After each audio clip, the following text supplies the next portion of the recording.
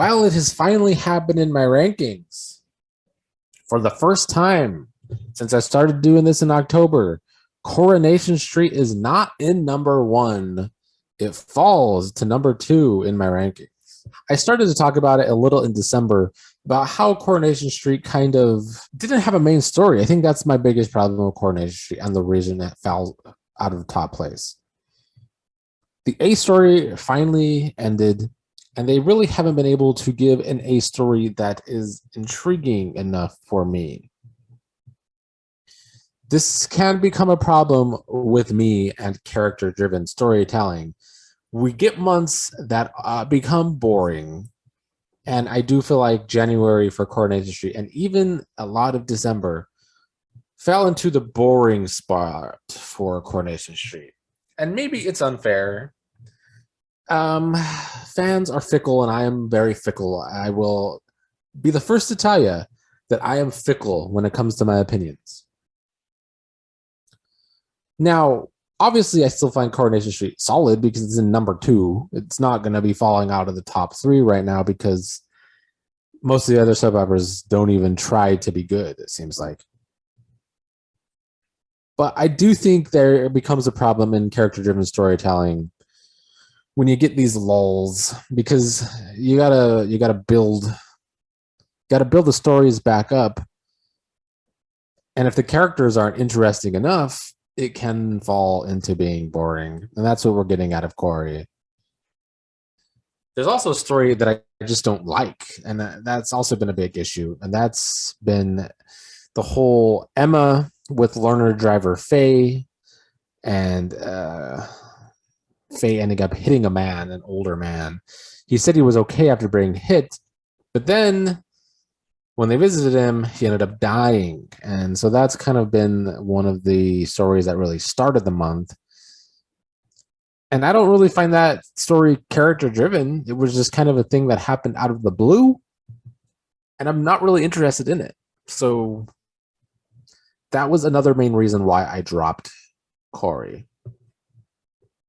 Now, one of the stories I do like, and a reason why I do find Corey to be the most compelling soap opera over the past year, is because they do a good job of bringing in real life issues. This is something the soaps used to do in the 70s, the 80s and 90s. They would bring social issues into their stories and be able to make it work. And I feel like we're getting that with this Amy and Summer school protest story. First of all, protests these days are a big thing that happened a lot, and rightfully so. But the story has been Max having an upskirt picture on his phone where the guys at the school are taking pictures of the women up their skirts, which is a thing that happens with younger people a lot, honestly. That's been a thing since I was in fucking school. So this is definitely something that happens, and it's basically sexual harassment happening at the school, and Amy and Summer putting on this protest. And I found that to be a storyline that did work for me for the month of January. One of the main stories has been Tim having heart problems, needing a triple bypass surgery, but wanting to keep that from Sally. This is just another storyline. It was character driven, I think, but I wasn't like super interested to watch it. And it was probably on the most out of any of these storylines was probably this one. He finally has to tell her when he has to have surgery. So yeah, that was arguably the main story of the month, and it was kind of boring. Another one of the stories was Yasmin throwing out Zidane and Alia after finally learning about what really went down with the fire. I'm glad that came out and wasn't drawn out any longer.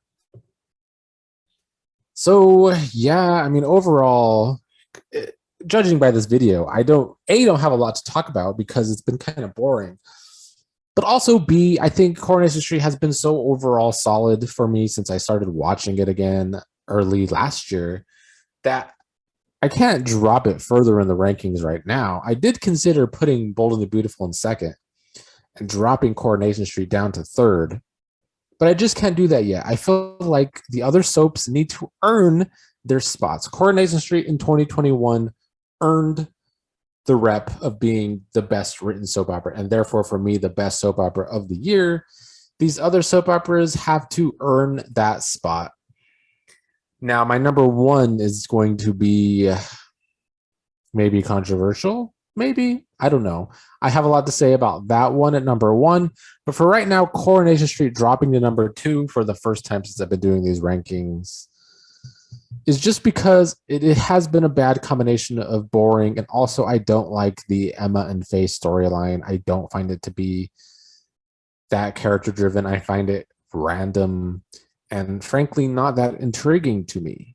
They did bring in a new guy for Emma to possibly develop a relationship with after all the fallout from her last relationship.